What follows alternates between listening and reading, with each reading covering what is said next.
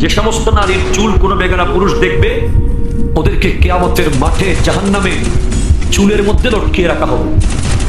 2, যে সমস্ত নারী স্বামীর সাথে তর্ক করে কথায় কথায়,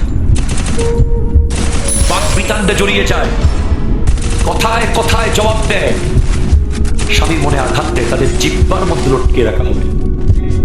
জানিয়ে দেবেন আপনার ওয়াইফকে। আপনারা যা তো আসতেছি একটু বলে,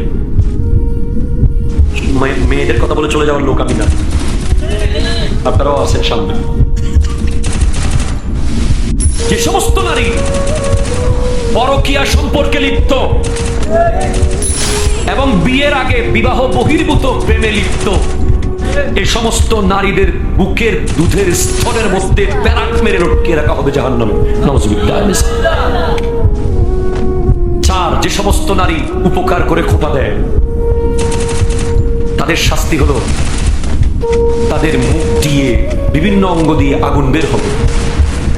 5, যে সমস্ত নারী ভালোভাবে পবিত্র হয় না, নামাজ নিয়ে হেয় করে, ঠাট্টা করে, ওদের মাথা হবে কুকুরের মতো, গা হয়ে যাবে গাধার মতো।